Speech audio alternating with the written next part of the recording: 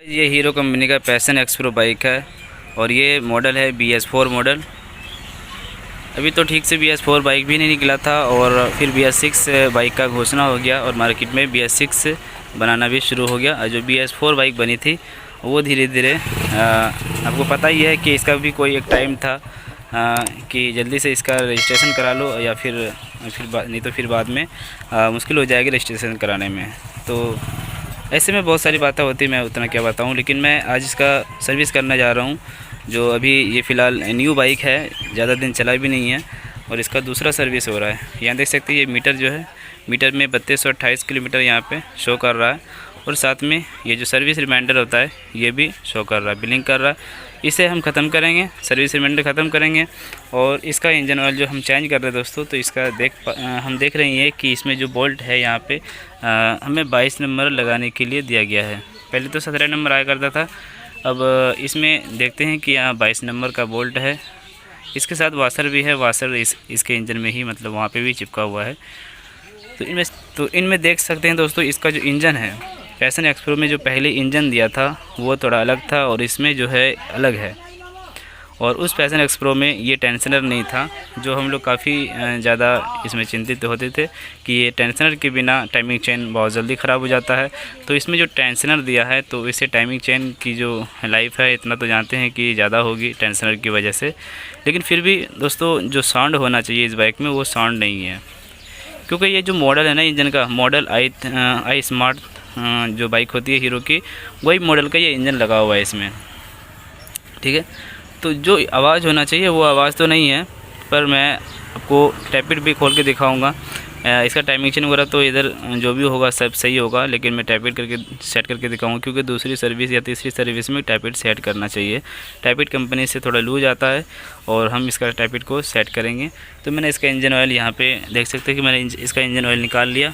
इसका 22 नंबर का जो बोल्ट है वो आप गोटी हैंडल से या किसी पाना से भी आप खोल सकते हैं। अगर आप कस्टमर है, अपने घर में सर्विस करना चाहते हैं तो इस तरीके से कर सकते हैं। आप 22 नंबर पाना से इसे खोल के आप इसे सारा ऑयल निकाल के यहाँ से आप एयर फिल्टर खोल के साफ़ कर सकते हैं। वैसे एयर फिल्टर जो होता है अभी तो सभी बाइक में डोनट क्लीनर वाला होता है, उसे साफ़ नहीं कर सकते आप 10,000 किलोमीटर में आप उसे रिप्लेस करेंगे। चलो मैं 2-3 चीज़ ऐसे दिखाऊंगा, जैसे इसका मैली सेटिंग करना, मैली सेटिंग भी कर देंगे इसका, क्योंकि दूसरी सर्विसिंग हो गई है और इसका टैबिट भी हम सेट कर देते हैं। तो टैबिट सेटिंग करने के लिए यहाँ पे ये देख सकते हैं, इसे खोलना है हमें 17 नंबर के पाना या चाबी से और फिर हम किक के ज़रिए से इसका कंप्रेसर तोड़ेंगे और पिस्टन को टॉप पे लाएंगे। तो गाइस इसमें हम गल्फ कंपनी का 2040 ऑयल डाल रहे हैं। हम इस बाइक में चाहे तो हीरो का भी डाल सकते हैं, 10W30 जो कंपनी से आता है। आप दोनों ऑयल यूज़ कर सकते हैं। जैसे भी गर्मी का मौसम है, इंजन बहुत ज़्यादा हीट होती है, तो इसके लिए आप 20W40 इंजन ऑयल डालें। हमारे हिसाब से ये बिल्कुल सही है। बाकी आप क्या सोचते हैं इसके बारे में आप हमें कमेंट करके बताएं। तो आज हम इसमें इंजन ऑयल डालने वाले, इसका चौक का जो सिस्टम है वो किस तरीके से दिया गया है, हर बाइक से इसका चौक अलग है। तो इसमें इंजन ऑयल जो लगेंगे वो 1 लीटर तक लगेंगे, यानी 1000 ml तक इसमें डालना होगा इंजन ऑयल, क्योंकि ये 110 cc बाइक है। और ये चौक इसमें जो दिया गया है दोस्तों, ये थोड़ा अलग टाइप का दिया गया है। बहुत बाइक में ऐसा होता है कि हम चौक को इस तरीके से ऊपर उठाते हैं तब ये चौक लगता है, लेकिन इसका सिस्टम अलग है। यहाँ पे देख सकते हैं, यहाँ पे तीर का निशान दिया हुआ है, ये तीर का निशान है। तो इससे हमें ये पता चलता है कि इस तीर को हमें नीचे करना होगा। जब भी हम चौक को लगाएंगे, यानी कि इसको हम नीचे करेंगे तब ये चौक लगा, और जब ऊपर करेंगे चौक ये हट जाएगी। तो ये सिस्टम है इसका, चौक नीचे करने पर चौक लगेगी और ऊपर करने पर चौक हटा हुआ रहेगा, यानी नॉर्मल हमें इसी में चलाना है बाइक को। अब यहाँ देख सकते हैं पेट्रोल स्विच ऑन, ये जो ये है पेट्रोल टी, हम इस तरीके से नीचे ऊपर करेंगे तो ये रिजर्व लगेगा। इस चीज़ को हम नीचे करेंगे तो रिजर्व लगेगा और इसे ऊपर करेंगे तो मेन लगेगा। तो ये सिस्टम है अभी न्यू बाइक में। चलिए हम टैबिट को सेट कर लेते हैं। तो गाइस जैसा कि मैंने आपको बताया कि इस बाइक का जो इंजन है वो इसका जो साउंड है वो बिल्कुल भी सही नहीं लगता हम लोगों को। हालांकि इसमें टेंशनर भी दिया गया है, फिर भी इसका इंजन का साउंड अच्छा नहीं है। हालांकि हमने साउंड के लिए टैपिट साउंड के लिए मैं इसका टैपिट सेटिंग नहीं कर रहा हूँ, लेकिन फिर भी मैं चेक कर रहा हूँ कि देखता हूँ कि इसका टैपिट किस पोजीशन पे है, क्योंकि दूसरी या तीसरी सर्विस में हमें टैपिट को चेक करना चाहिए। तो मैंने जैसे इस टैपिट को खोला तो मैं देख सकता हूँ कि ऊपर का जो इंटेक वाल्व वाला जो टैपिट रोकर होता है ये लूज है हल्का, जबकि इतना लूज रहना चाहिए। ये इससे मतलब कोई दिक्कत नहीं है, ये बिल्कुल सही है। ये इंटेक वाला सही है। एग्जॉस्ट वाला जो वाल्व है दोस्तों ये टाइट है, तो इसे हमें लूज करना चाहिए। हालांकि ये बाइक बंद भी नहीं हो रही थी, स्टार्ट भी था। जब हम रेस को छोड़ते थे तो स्टार्ट भी रहती थी, ऐसा नहीं कि बंद हो जाया करता था। अगर ये इंटेक वाला अगर टाइट रहता तो फिर बाइक बंद हो जाती, क्योंकि ये वाला लूज है इसीलिए बाइक बंद नहीं हो रही थी। तो इसे हमें एग्जॉस्ट वाले को हमें खोलना होगा, साइलेंसर वाले को इसे थोड़ा सा लूज करना होगा हमें। ठीक है दोस्तों, इसे लूज कर लेते हैं। तो गाइस अब इसका हम माइलेज सेटिंग करने जा रहे हैं। पेट्रोल को हम सेटिंग करने जा रहे हैं, क्योंकि जब न्यू बाइक होती है तो पेट्रोल ज़्यादा खाता है, उसके लिए हमें सेट करना होता है। ये दूसरा सर्विसिंग है, 3000 से ज़्यादा बाइक चल चुकी है, तो इसके लिए हमें माइलेज सेटिंग करना चाहिए। तो सबसे पहले ये जो देख रहे हैं ये RPM स्क्रू है, इसे हमें टाइट करना है। 4000 की लमसम में इसे टाइट रखना है।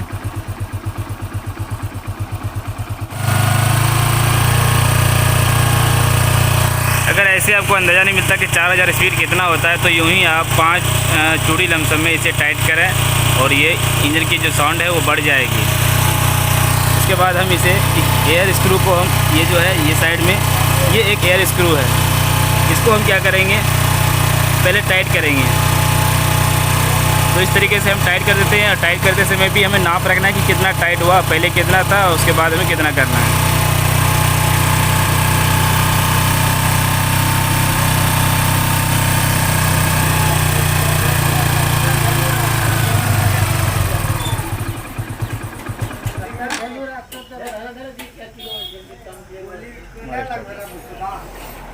ये एयर स्क्रू 3 पे था।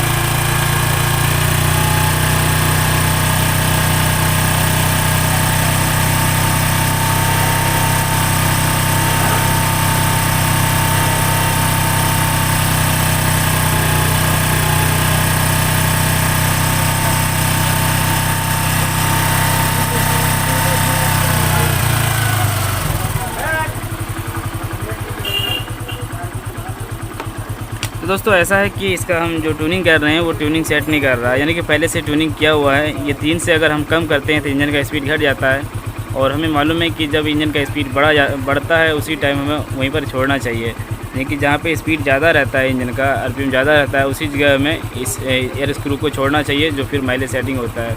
तो पहले कंपनी से जो इसका किया गया है वो भी बिल्कुल उसी पे हमें रखना होगा, क्योंकि उससे ज़्यादा अगर लूज करते हैं तो बाइक मतलब इस इंजन का स्पीड घट जाता है, बढ़ता नहीं है, घट जाता है। तो इसीलिए हमें उतना पर ही छोड़ देना है। और यहाँ पे देख सकते हैं इसका निशान भी लगा हुआ है, तो निशान से ये अगर पीछे करता हूँ तो इंजन का स्पीड घट जाता है। और हम टाइट भी नहीं कर सकते, तो हम इतना पर ही छोड़ देते हैं। यानी कि इसका माइलेज सेटिंग किया हुआ है, और हो सकता है किया हुआ हो या फिर अभी सेट नहीं कर रहा हो, इससे ज़्यादा बाइक चलेगी, फिर इसको फिर दोबारा हम सेट करके देखेंगे। ठीक है दोस्तों, जो ये सर्विस रिमाइंडर है जो बिलिंग कर रहा है, इसे हम ख़त्म कर देते हैं। तो इसे ख़त्म करने के लिए आपको सबसे पहले स्विच को ऑफ़ करना है, इस तरीके से ऑफ़ रखना है। अब स्विच ऑफ़ रखने के बाद इस तरीके से आप बटन को दबाए रखेंगे, बस 1 से 1.5 मिनट इसे दबाए रखना है, फिर स्विच को ऑन करना है। हाँ, ऑन कर, और स्विच ऑन रहने देना है, और इसे भी दबा के रखना है। देख सकते हैं कि ये सर्विस रिमाइंडर ख़त्म हो गया। तो इसी तरीके से सर्विस रिमाइंडर भी इसका ख़त्म कर सकते हैं।